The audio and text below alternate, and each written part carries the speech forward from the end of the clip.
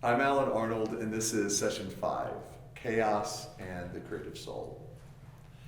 I want to spend time in this last session talking about the impact chaos has in our world as creatives. And the reason it's so important is because we all have chaos. It's not optional. We live in a world with chaos, and we're creative. So how are we supposed to navigate that instead of letting chaos take us out or derail us? That's what we're going to look at in this session. And just to state the obvious, as if you didn't know, we live in a world of chaos. John 16:33, when Jesus is talking, he says, "In this world you will have trouble." I think chaos would be an equally appropriate word. In our world, in this world, there's chaos. There's chaos on a national and global level, and there's chaos in our minivan when we're taking our kids to school. Like, there's chaos of different levels all throughout our life. The dictionary defines chaos as a state of utter confusion or disorder. That's the first definition the dictionary uses. But there's another one that I like and am intrigued by even more. It defines chaos as a formless matter supposed to have preceded the existence of an ordered universe. Okay, now we're getting into more of the deeper story, more of the mythic, more of the story of Genesis. Before we go and look at how God engages with chaos, I just want to make this point. Chaos attacks both internally and externally.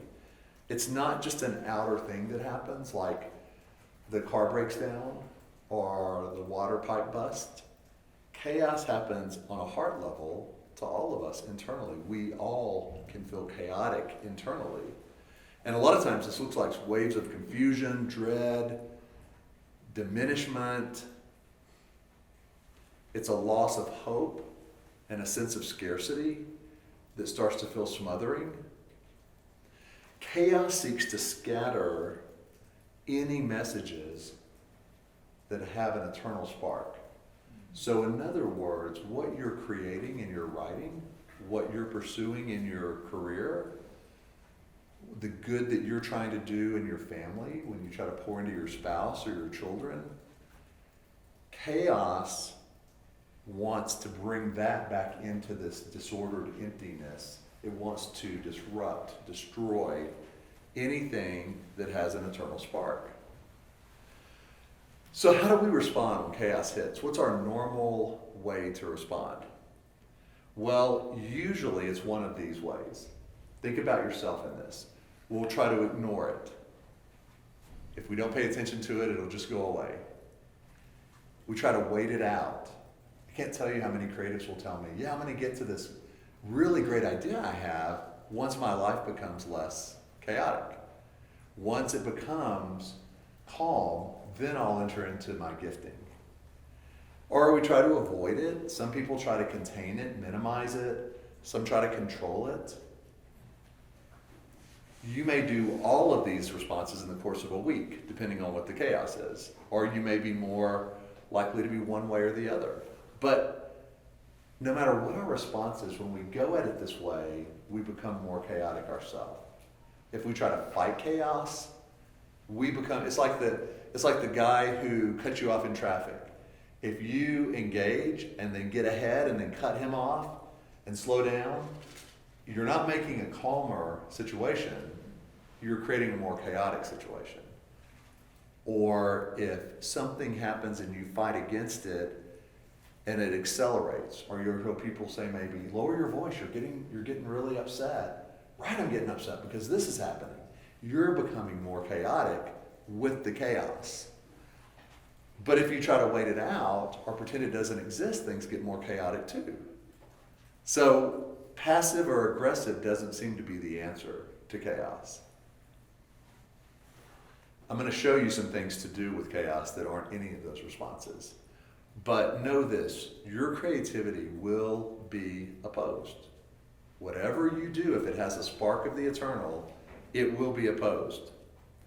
And the areas of your life that have been opposed or filled with chaos, actually those areas hold the clues to your calling. It's a way to see what you do in a better interpretation than just simply chaos is coming at me. Why is this so hard? Maybe a question you've asked. Why does this take so long? Why is this so hard? Why can't it be easier? Well, the areas in your life that are meant for an eternal spark, those are the things the enemy targets and will oppose. And so if you look at it as, actually, I'm not looking for chaos, but if the things that I do that bring beauty, life, and order to the world are opposed, that's actually probably the way it should be if we live in a world at war, if we have an enemy. The enemy, interestingly enough, I don't think cares if we write a book, cares if we play the guitar, cares if we are a world-class chef or an accountant, teacher. I don't think the enemy spends a lot of time thinking about that. What the enemy opposes is our intimacy with God. And so when we discover how to pursue God through the very thing we love to do, our creativity, that's opposed. And the number one thing he's trying to do in the opposition is not to break your guitar string or to cause you to not think of the perfect word in your next sentence. The number one goal of the enemy is to break intimacy with God for you. So it's important to understand if you're pursuing your gifting has an eternal spark, it's opposed, you get frustrated, you get irritated. This isn't fair. Why is it so hard? God, if you want me to do this, why don't you just make a way? It's important to kind of pause and go, actually, the enemy is doing just what he wanted to do here. He's breaking intimacy, my intimacy with God. He's creating a chaotic situation or using a chaotic situation to make me more chaotic and less intimate with God. What's under attack isn't just your art, your calling, your story, it's your heart. It's your beliefs, it's your life story. Chaos breaks things in our world and loves to keep us captive. Chaos breaks things and loves to keep us captive. And the cool thing is, that's just what Jesus moved against in Isaiah 61. Jesus says, yep, things are trying to be broken and stolen in your life. Freedom's trying to be taken. And I've come to heal the brokenhearted, to heal what's broken, and to set people free. In other words, I've come to bring order to the disorder, to the chaos. I've come to bring life instead of death. So what if we can use chaos as our canvas? That's a premise I want to spend time on in this session. A friend of mine, who's in this room right here, Blaine Eldridge, said to me a few months ago this quote that I loved. He said, an artist's best work comes not from comfort, but from the limitations and chaos of life. Think about that. Think of a songwriter or maybe a director or producer of a movie or an actor that you really like, actress you really like. Think of their works, their writings. Usually, a creative person's best work came when they were sleeping on the couch of a friend or living out of their car in LA or didn't know where their next meal was coming from. And nobody was paying them to write or create what they were doing. Nobody was knocking at their door saying, here's $1 million, please do this. That's usually some of the best work that that person did. You think about bands and you go, man, they had 2-3 albums that were amazing, and then what happened? Like, there's the same people, same songwriters, same performers, and yet it kind of sucks what they did like after the 4th album on. It's just not creative, it's not good, it's repetitive. What happened? Well, a lot of times it's because life got too comfortable. It got too easy. It's hard to write about struggle when you're living in a mansion. It's hard to be creative when you're being paid so much, fear gets in that you're not worth it anymore, or you can't come up with the next big idea. I worked with a lot of best-selling authors, and that was one of their main fears, was I've just been given this huge contract for 5 books. What if I don't even know I have no idea what I'm going to write about, but I've been paid like it's a brilliant idea. So a lot of times we can use chaos if we understand how to create some pretty brilliant things. Let's start with, how does God respond to chaos? If he introduces himself, as we talked about in the earlier sessions, as creator and father, well, how does our creator and father respond to chaos? And when I say chaos, I'm going back to this definition that I showed you earlier, this formless matter that was supposed to have preceded the existence of an ordered universe. In Genesis 1:2, there's this mysterious verse, right? Like Genesis 1:1, in the beginning. Genesis 1:3, the creation process starts. 1:2 is God's Spirit hovering over this murky darkness, this blackness, this formless void. Some translations call it a bottomless emptiness, an inky blackness. What is that? Like, creation hasn't started, but God's Spirit is hovering over the sea of emptiness, or this black nothingness, blackness, inky blackness. What is that? And it says God's Spirit hovers over the abyss. Another translation says his rushing Spirit of God hovered over the face of the ocean. The original words used, tohu wabohu here, if you were to go back to the original language of Scripture, is really fascinating, and I think it reveals a lot. Tohu means formless or unshaped. Tohu, formless or unshaped. Wabohu means a void or empty. So God steps into this in Genesis 1:2, and he shapes it, and he fills it. Whatever else was going on when the Spirit hovered over the deep, God was stepping into something before the days of creation and actually doing an initial creative act. He was shaping it and filling it. He was going into the chaos and transforming it. And then he speaks light. But it's not the sun. The sun hasn't been created. He speaks light. His voice, his words bring light. God creates beauty, life, hope, and order where there was a void. First creative act of Scripture, Genesis 1:2. We often skip to the creation act in 1:3. But in 1:2, he's beginning this process of bringing beauty, life, and order into chaos, into the void. So if you think of it this way, there's chaos, and with whatever God does, it forms from chaos into order. And not order like everything on your desk, if you're really set on things being geometric and, straight, and the paper lines up with the pen and the pen lines up with the laptop and everything's... No, I'm not talking about that kind of order. I'm talking about an order of how things should be. And God does that with chaos. Through God's presence and creativity, he changes the atmosphere. So how can we create the same way? How can we step into chaos and change the atmosphere? Bring beauty, life, and order amidst the chaos. In Psalm 51, in the Message translation, they say it this way. The psalmist says, God, make a fresh start in me. Shape a Genesis week from the chaos in my life. Well, what was a Genesis week? The Genesis week was creation, wild creativity, beauty. It included rest on the seventh day.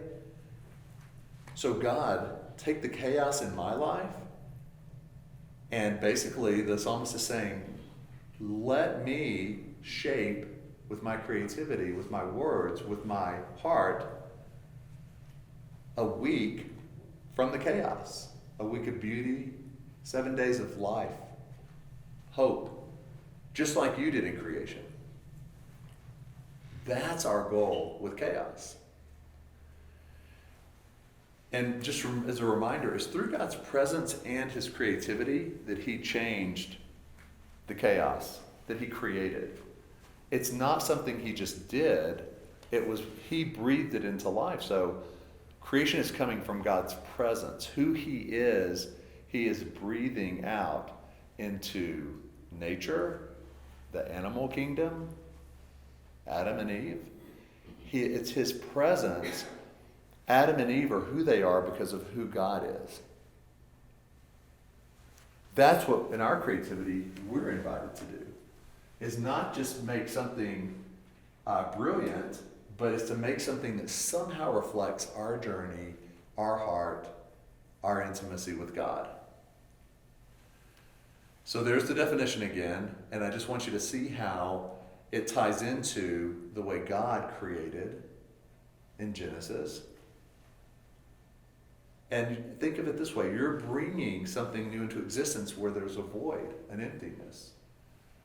What is your writing bringing wholeness to where there was emptiness or a void?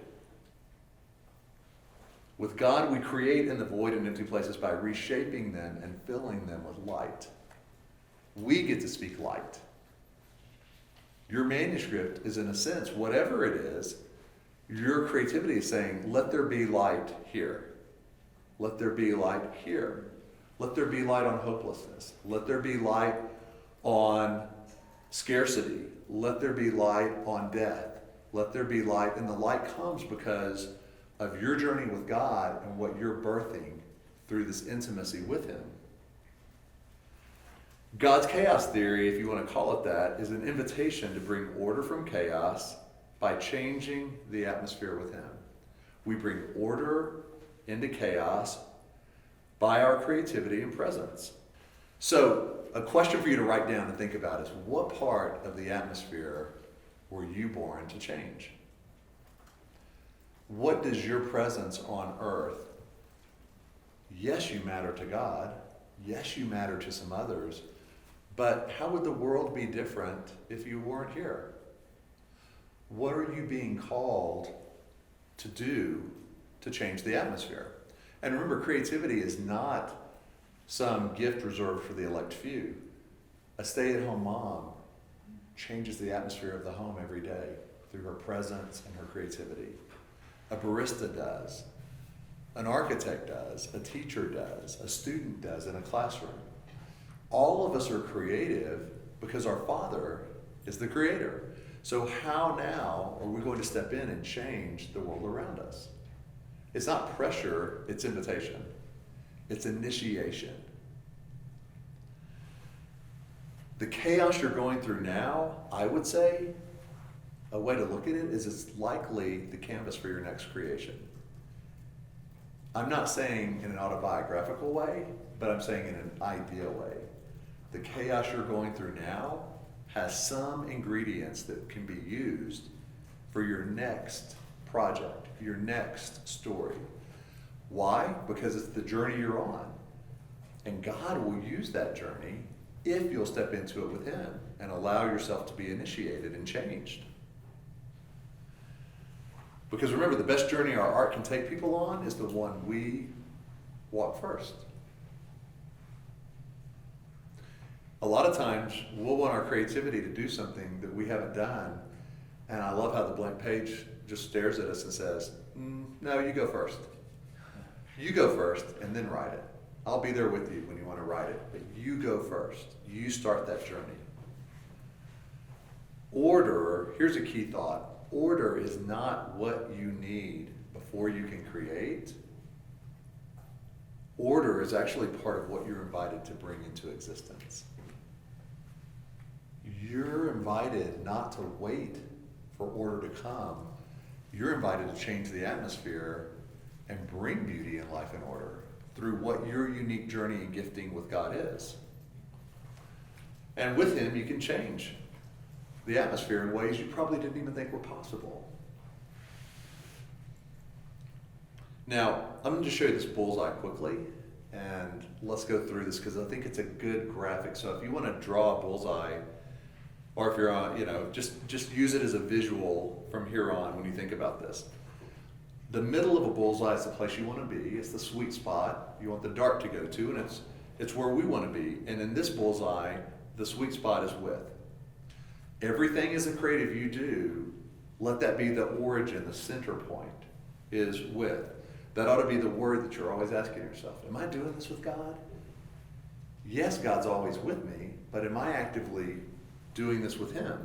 The second level is trusted bohemians. It's a phrase I use. All of you in this room would be that, an example of that.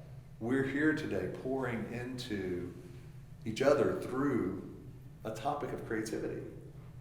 What does it look like? How do we enter more into it? How do we do this with God? You need a group of trusted bohemians in your circle, not just fellow writers, but people who are pursuing their gifting with God. Not all the same talent, don't all look the same. A bohemian is defined as an artist who lives and acts free of regard for conventional rules and practices. What I love about this is, on your journey with God, there may be some times where God says, spend your money this way. And you go, well, Dave Ramsey doesn't say spend my money this way. Well, maybe you're living in maybe Dave Ramsey's right 90% of the time, but God says do this. Or you say, I think I'm supposed to turn this contract down, even though it's a lucrative deal. I just feel God saying, wait, maybe there's something else. You need that group of people who are like, yeah, I understand. I'll pray into this with you. I'll tell you what I hear. People who understand what it's like to be on this journey that isn't just lived by rules and practices that are common. And you need times where you gather with them. Because creating with God, the width in that sweet spot is great, but the bohemians is the second circle, it's the others. And a lot of creatives try to live a life of isolation. A lot of creatives, they may have mastered the with God part, but they don't really have time for others. And that doesn't work. Especially if you're wanting others to experience your creativity. I've had a lot of authors who are like, yeah, I like to create for people, I just don't like people. And it's kind of like that, it's not going to work that way. So you need those bohemians with you on the journey. And especially in this world of chaos. The third level, the yellow circle, is the hungry audience. You need to know who your audience is, because this is a really important concept. When you're creating, it starts out, we've talked about it comes from your journey, your walk with God, your scars, your passion. And as soon as you decide you want others to experience it or listen to you teach or others to read your book, then it shifts from being about you to about them. So who is the hungry audience that you're reaching? What is their point of paying? What promise are you giving them? How will they be different from coming alongside you on your journey? At that point, your journey doesn't become about you anymore. It becomes about them. And some of the worst, promotions on social media are, hey everybody, I just wrote a book, buy it. Or I'm 100 people short on Twitter from 1,000 followers, come follow me. It's kind of, I want to just reach out to them in love and say, but it's not about you. You're inviting people on a journey for them. When authors have a web page and the biggest thing on the home page is their face and the whole thing is their story. And I want to go, yeah, but the reader wants to know what's in it for them. And sure, tell a little of your story, but the hungry audience, you need to know who they are. Who are you creating for? You're creating with God. Who are you creating for? We're not called to create things that leave people in a state of chaos, confusion, dread, disorder, diminishment. I think that's why I hate horror movies so much. One reason. Because the whole goal of the movie is to leave you with dread and fear and confusion. But Philippians 4:8-9 says, we do our best by filling our minds and meditating on things true, noble, reputable, authentic. Flipped ahead here. Compelling, gracious. So look at those words. Does your creativity, are those the ingredients? We create when we do the best, not the worst, the beautiful, not the ugly, things to praise, not things to curse. We can have stories and creations that are very real world, but those real world creations should be reflecting things of beauty, hope, and order eventually, not disorder, chaos, fragmentation. And the last ring, distraction and reaction. This is where you don't want to spend your time. You don't want to spend your time being distracted by reviews on Amazon of your book. You don't want to spend your time distracted by what the latest trend is. You don't want to spend your time asking other people, what should I write? What do you want me to write about? Most authors start in this last ring. They try to figure out based on what is popular and what people want. And then they try to figure out who their audience is. And then they run it by a few friends. And then they go to the center and they ask God to bless it. But when you go backward, you find the center is hollow because God won't be last. He won't be the afterthought. So we can't start here, have all of our plans, and then go, okay, now God, please bless this. Because God is saying, actually start with me and let's do it together. The last thing I just want to leave you with is this thought of nailing down in your life what true success is. In the midst of the chaos that you're facing, whatever it is, it's important to know how you define success for the gift God's given you. What is it? Because if you don't know, the enemy will always change the definition. And you'll always be running after something else. If you think it's to just get a book published, you get a book published, but then now you want something else, and so success is now getting a book that sells this many copies, or then it's, the stair steps change. What is your definition of success? And what I would propose to you is the only one that will stand the test of time is this: did I step into my creativity with God? And the beautiful thing about that is you can experience success as you're creating. See, every other worldly definition of success only happens maybe when you're done. Is my book a success? Well, I guess it depends on if once it's out, if people buy it. But this definition of success, as I'm creating with God, I'm walking well with Him, I'm in intimacy with Him, I'm pursuing ideas with Him, I'm going at His pace, not fast, not slow, but at whatever speed He's going. That's success. And now you're creating in a place of success rather than striving for success. Then, if the book only sells 700 copies, you still did it successfully.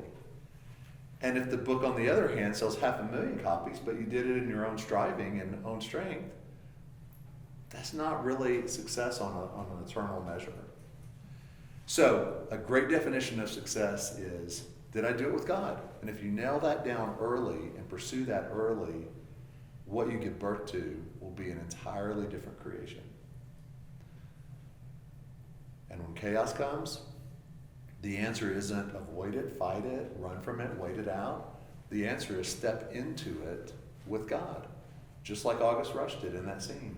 Step into chaos, transform the chaos with God through your presence, who you are, and what your gifting is.